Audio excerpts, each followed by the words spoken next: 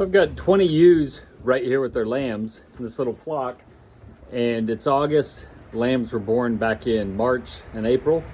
It's interesting to look at them because some of these little lambs are really big and healthy. Others I could tell are wormy. So today what I've done is I've caught them. I'm going to deworm some of the lambs, and I'm going to look through the ewes, make sure everybody looks like they're in good shape before I rotate them to the next field. Okay, lie down. Look back.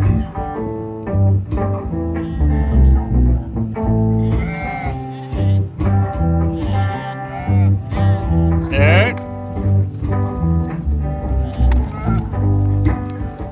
If you ask yourself, though, what is it that causes the difference in these lambs?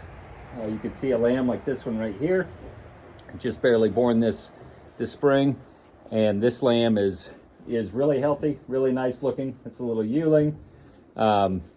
She looks like she's really in good shape, whereas this little one right next to her is ratty and is wormy. The little wether right in front of her is wormy. And so you can ask yourself, what causes the difference? Well, the answer is it's partly due to genetics and partly due to environment. We have a term in genetics we call heritability. That's the percent of the difference that we see, the percent of the variation that's due to genetics. For something like parasite resistance, which is most of the issues that these little lambs face when they're this age, parasite resistance is about 30% heritable. So about 30% of the difference we see is due to genetics, and about 70% is due to the environment. So if I wanted to make progress in selecting a flock of sheep that are parasite resistant, I could think about how I could do that, and that's what I've been working at for the last, I guess, 5 or 6 years with these sheep, is selecting for parasite resistance. There really are three major factors that influence the amount of progress I can make in a trait like parasite resistance in sheep. The first one is the accuracy of selection.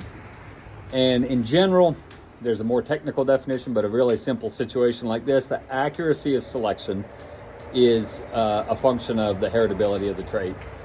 If I have a trait that's very heritable, when I pick animals that look like what I want them to look like, that's going to transmit to the next generation. When I have a trait that's not heritable at all, if most of the variation, most of the difference is due to the environment or non-genetic factors, it's really difficult for me to make progress in that trait. So 30% for animal breeders, that's a moderately heritable trait. That's a good trait for selection. And I feel like I've been able to make good progress by selecting for sheep that don't have parasite problems and seeing that transmitted to the next generation. So the first factor is accuracy of selection, which is basically how heritable it is. The second factor is the intensity of selection. Intensity is basically the difference between all the ewes born in a year, or all the lambs born in a year, and the selected group that I ended up keeping, or all the ewes that I could breed and the selected group that I ended up actually breeding. So intensity of selection is this really important idea. I could be really, really, really accurate, but if I only get rid of one out of all the ewelings in here, I'm not going to make any genetic progress. So in the past, I've had a lot of ewes that have come through, a lot of young ewelings. I've just said they're not good enough. I don't want them. We've culled a lot of ewes over the years.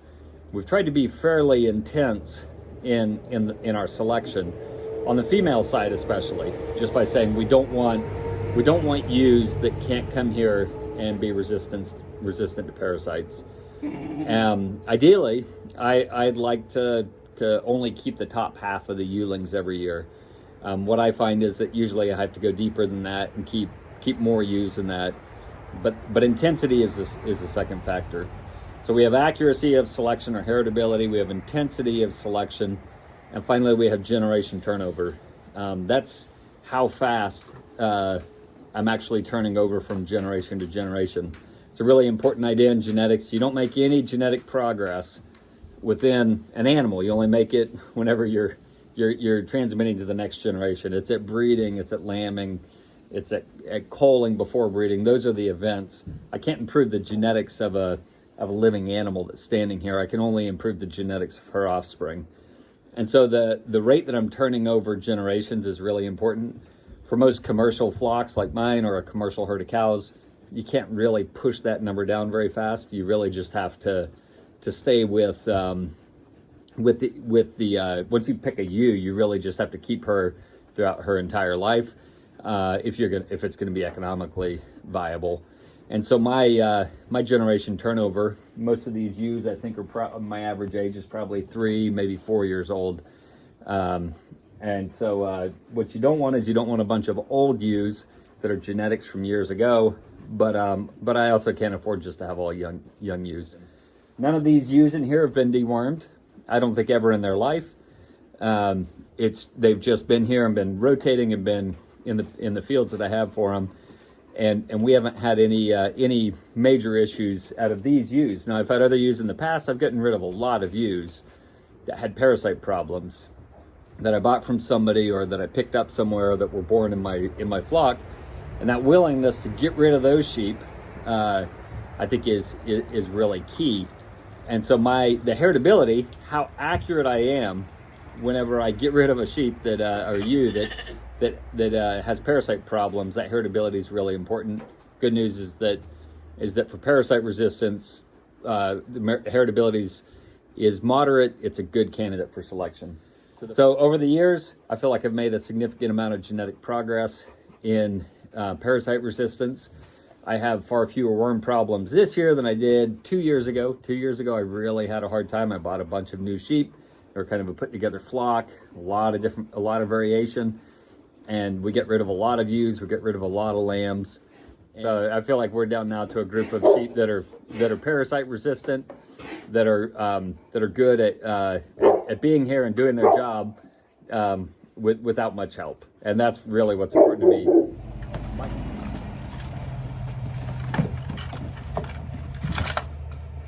So this is a little eweling. She just turned a year old. She's a year in this spring. She had a baby. She's what I want. However, her feet are pretty bad. I think it's gonna do her in. So she needs good foot trimming. She's probably one that I'm gonna have to get rid of because of feet. So it's unfortunate, but bad feet are something I can't put up with. It's a nice healthy lamb. So I look at his eyes. Looks like he's good and healthy. No issues with parasites on him. So if I look at this girl, she's ratty looking. I think her mom might be a yearling. I'm gonna go ahead and deworm her. This is the dewormer I'm using. It's an ivermectin dewormer. 3 mils per 26 pounds of body weight. So I'm giving them about 5 mils right now for these little lambs. Little yearling.